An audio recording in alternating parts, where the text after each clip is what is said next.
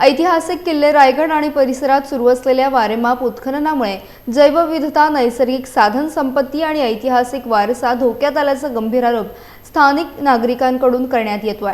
रायगड प्राधिकरणाच्या माध्यमातून विविध विकास प्रकल्प राबवले जात असताना खासगी जमीन खरेदी विक्रीनंतर मोठ्या प्रमाणात सपाटीकरणाचं काम सुरू आहे। या उत्खननामुळे परिसरातील नैसर्गिक सौंदर्य आणि ऐतिहासिक वास्तूंना धोका निर्माण झालाय। किल्ले रायगडाच्या पायथ्याशी असलेल्या हिरकणीवाडी, पाचाड आणि आसपासच्या भागात मोठ्या प्रमाणात उत्खनन सुरू असल्याचा आरोप करण्यात येत आहे। यापूर्वी भारतीय पुरातत्व विभागाकडून या परिसरात खोदकाम करण्यात मनाई करण्यात आली होती।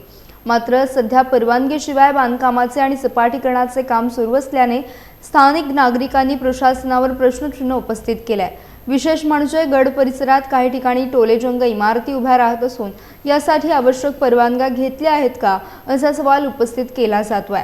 स्थानिक महसूल विभाग आणि प्रशासनाकडे वारंवार तक्रारी करूनही कारवाई होत नसल्याने ग्रामस्थ आणि शिवभक्तांमध्ये नाराजी व्यक्त होतीये। या उत्खननामुळे ऐतिहासिक वारसा आणि पर्यावरणाचे नुकसान होण्याची भीती व्यक्त करण्यात येत असून संबंधित प्रशासनाने तात्काळ कारवाई करावी अशी मागणी करण्यात येते।